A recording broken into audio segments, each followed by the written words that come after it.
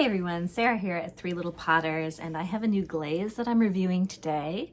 This is Mayco's Satin Patina. It's SW164, and it's really been an amazing glaze so far. I just got it, I've just started testing it out, and I really love the results so far. So first I'm going to just show you some of the results in this video, and then I'm going to do a little glaze along with a surprise piece at the end. So here is one of my first tests with it. So this is 2 brush coats of Satin Patina up to here, and then Studio White inside poured and then dipped to here. So this is one of those glazes, if you're not used to using matte glazes, you're really wanting to have something that'll stop your runny, drippy glaze from going off the end of your pot.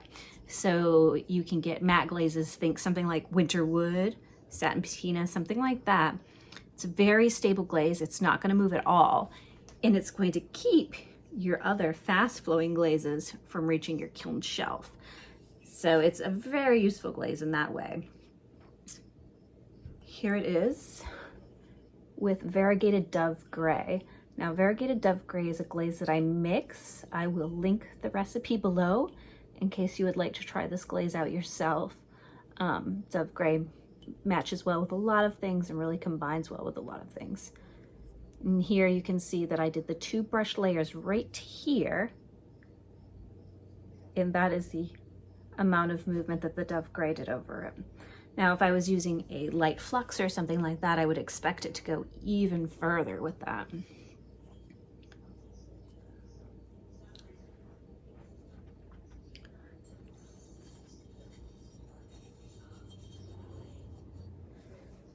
So this is Smoky Merlot and Satin Patina on the roof of this, and that's 1 thick coat of each. I think I might have been a little more generous on the Satin Patina in some spots, but in general getting pretty good coverage over here. You can see how it's kind of forming over the texture.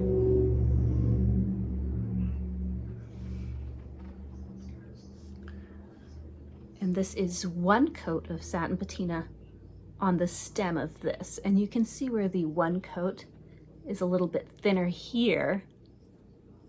So the 2 coats is giving you more coverage. But it's definitely a nice contrast between matte and gloss as far as that goes. I did see on this piece here, and this is a Laguna Desert Sunset with the Satin Patina, that I have 1 small, I don't know if you can see it right here, sometimes where your join is, you'll get a really thick spot of glaze. So I did see 1 slight bubble there. There's 1 right here too. Teensy little bubble right there. And that's something that could easily be sanded down, but that tells me that probably going 3 coats or letting it pool might be prone to a little bit of that. So I would leave it at that 2 to 3 coats and kind of watch where, you know, sometimes your brush kind of wipes off right here and you'll get that 1 little spot, maybe at 4 coats. So do be careful of that.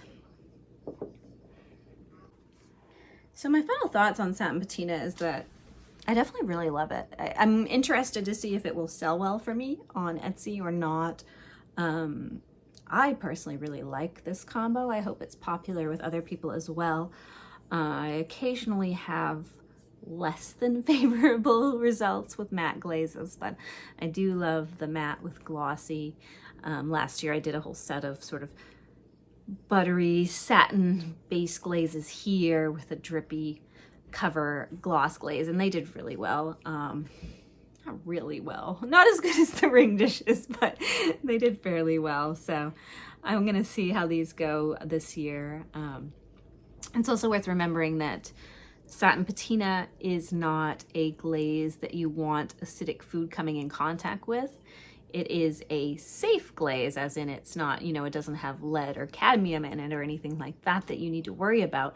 But what will happen is if you set like a piece of lemon against this matte part of this cup and you let it sit for, 5 hours, you're going to get discoloration from where the lemon sort of interacts with the copper in this glaze. So keep that in mind, keep it on the outside. If you're going to put it in the dishwasher, which is probably not recommended for a matte glaze, but you would definitely want to use a very mild detergent on it, nothing acidic. So for this potion bottle, I'm going to start with a coat of Satin Patina.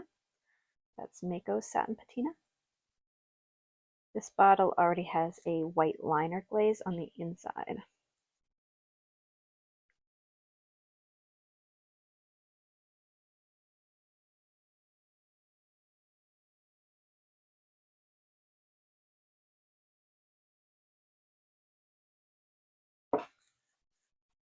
And I'm just going with one sort of thick coat here. I'm going to layer it with other things.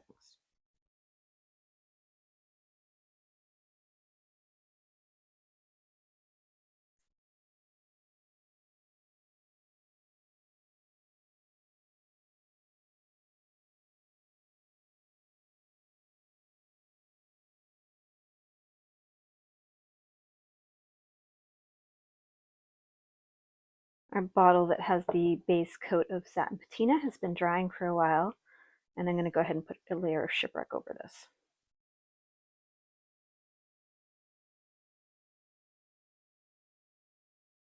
I think I'm going to go pretty close to the bottom, but maybe not all the way in case we get a lot of movement.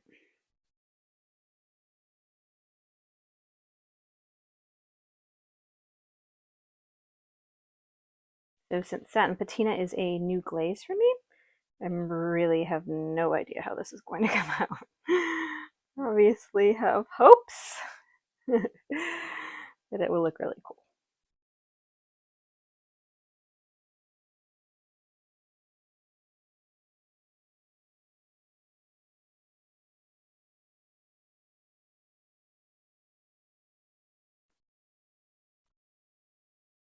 Okay, now this is going to dry, and then I'm going to put more stuff on it.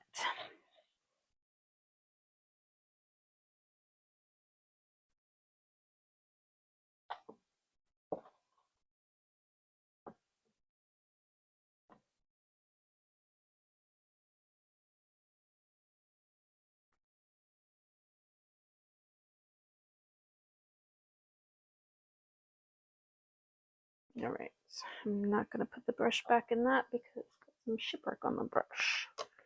Those crystals from shipwreck, you gotta watch out for that. All right, that one's ready to go in the kiln. And here's the finished result after the cone 6 firing. So you can see that the shipwreck was enough to turn the Satin Patina a glossy glaze.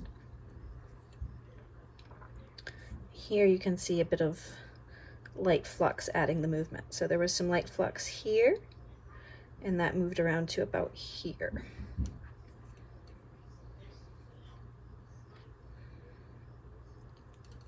Here's just that one layer of that Satin Patina, stopping it from moving any further. Trying to see if that's a craze line right there or not.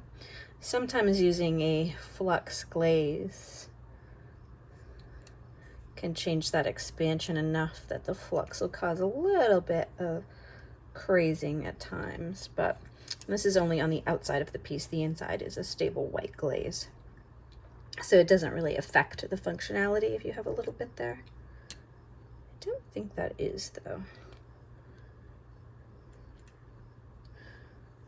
I definitely love all the movement with the shipwreck.